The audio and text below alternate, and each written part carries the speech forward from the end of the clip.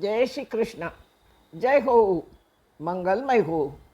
કોઈનું એ વિના કારણ અપમાન કરવું, દિલ દુભાવવું, ઇગ્નોર કરવું, ટોંટમાં બોલવું, વારંવાર વાત વાતમાં ઉતારી પાડવું, છલ કરવું, કપટ કરવું, કામ કઢાવી લેવું, આવા ધર્મ વિરુદ્ધી જે કાર્યો છે અને જે વર્તન કરે તેઓ અસુરો ગણાય.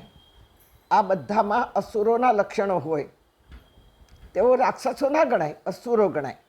અસુરો બહુ જ હેન્ડસમ હોય, ભાઈઓ બહુ હેન્ડસમ હોય, સ્ત્રીઓ બ્યુટીફુલ હોય, પણ સ્વભાવ પર પીડન કરવાનો હોય, સામાને દુઃખ દેવાનો હોય અને સામી વ્યક્તિ કેમ હેરાન થાય અને હેરાન પોતે કરતા હોય એવું ખરેખર વર્તન કરે તેવો અસુરો કહેવાય.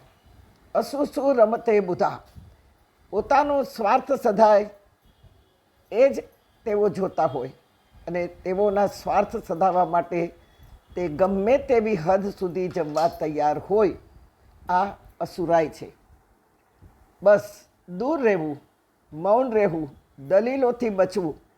માં ગીતા આવા લોકોને આતતાઈઓ કહે છે કે જે આજના યુગમાં આતંકવાદીઓ કહેવાય. આતંકવાદીઓમાં તો બધા જ લક્ષણો હોય, અસુરોનાય હોય અને રાક્ષસોનાય હોય. તેઓમાં રાક્ષસોના લક્ષણો વધારે હોય. રાક્ષસો કોને કહેવાય? લૂંટ ફાટ, મારવું, ખૂન, લૂંટી લેવું, ઝૂંટી લેવું, આ લક્ષણો જે છે એ રાક્ષસોના છે. જેવા હિરણ્યકશ્યપ, હિરણ્યાક્ષ, તારકાસુર જેવા ભયંકર રાક્ષસો કે એક ઝટકામાં સામી વ્યક્તિને મારી નાખે અને પોતાનો સ્વાદ સધાવી લે. જ્યારે અસુરો ખૂન ન કરે પણ એ માનસિક ત્રાસ આપે, માનસિક પરિતાપ આપે, તે અસુરો કહેવાય.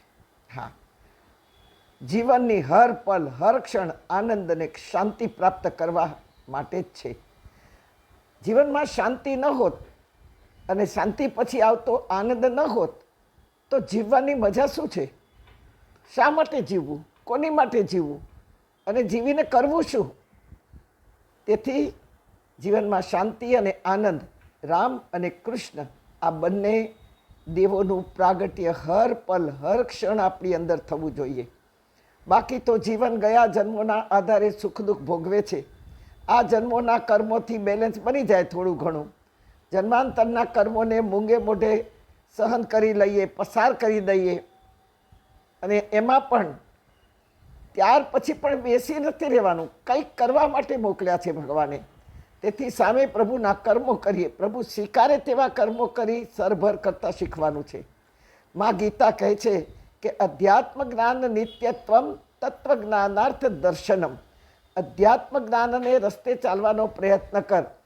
હરેક ચીજમાં, હરેક વસ્તુમાં, હરેક પલમાં, હરેક ઋતુમાં અધ્યાત્મ સમાયેલું છે. પૃથ્વીના કણ કણમાં અધ્યાત્મ સમાયેલું છે. આપણે સદાય નાના બાળકની જેમ વાર્તા જ સાંભળવા ટેવાયેલા છીએ. હા, આપણે ગ્રંથો, ગીતા કે અવતારોનું પ્રગટવું વાર્તા તરીકે જ સાંભળીએ છીએ. પણ યાદ રાખજો મારા ભાઈ બહેનો, આ બધી વાર્તાઓ નથી. નહીં તો આ યુગો સુધી ટકે નહીં. ભારતની પવિત્ર ભૂમિમાં ઘટેલી આ પવિત્ર ઘટનાઓ છે. મહર્ષિ વ્યાસ સાક્ષાત 24 અવતારોમાંના ચિરંજીવ અવતાર છે. વ્યાસજી જીવંત છે. જો કથા શ્રવણ કરતા રોમ રોમ હર્ષ થતો હોય, જીવન સ્પર્શી શ્રવણ કરતા જીવનને મોડ મળતો હોય, જીવન બદલાતું હોય એવું લાગતું હોય, તો માનજો કે ભગવાન વ્યાસજીની છાયા અથવા આત્મા આ કથાકારમાં પ્રગટ થઈ રહ્યો છે અને રહસ્ય સમજાવી રહ્યો છે. તો જ ગળે ઉતરે, નહીં તો ઉતરે નહીં ભાઈ.